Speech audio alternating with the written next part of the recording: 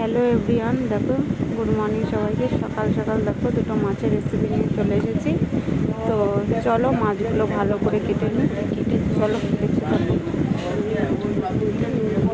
নেব আর মশলার পেস্টটা করে নেব। চলো দেখতে থাকো। এরপর দেখো আমি দুদিকে বসিয়ে দিয়েছি, একদিকে ভাত আর একদিকে তরকারিটা বসিয়ে দিয়েছি। চলো প্রথমে আগে মাছগুলো ভালো করে ভেজে নেব। তো ভালো করে মাছগুলো ভালো করে ভাজবো, আর একটু ইলিশ মাছ একটু কমই ভাজবো। তো চলো দেখতে থাকো। তো আমার ইলিশ মাছগুলো ভাজার পরে আমি একই রকমভাবে চিংড়ি মাছগুলোও ভেজে নেবো ভালো করে।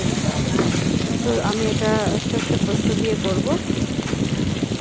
তোমরা কীভাবে করো আমাকে কমেন্টে জানাবে।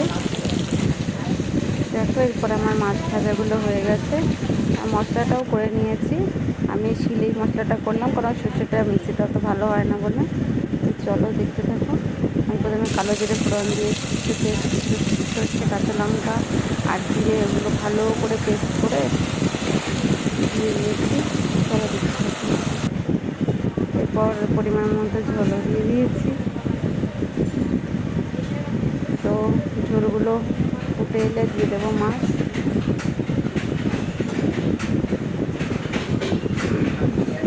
তারপরে ঢেকে দিয়েছিলাম। তো হয়ে গেলে আমি ওপর দিয়ে সর্ষের তেল দিয়ে নামিয়ে নেব। এরপর দেখো সেম প্রসেসে আমি আবার চিংড়িটাও করে নেব। এটাও আমি সর্ষে পোস্ত দিয়েই করেছিলাম। তো দেখো মশলাটা ভালো করে কষিয়ে নিয়ে তারপরে দিয়ে দেবো জল। দেখো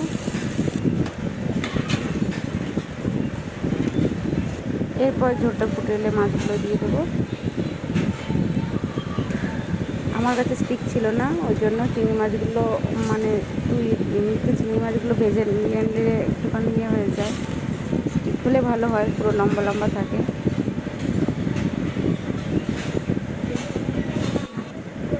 চলো দেখো আমার ফাইনাল লুক।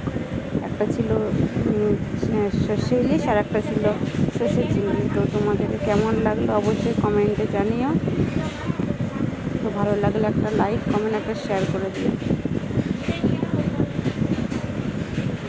তো আজকের মতো এইটুকুনি, বাদ বাকি ভিডিওর জন্য অপেক্ষা করো। Tata, bye bye.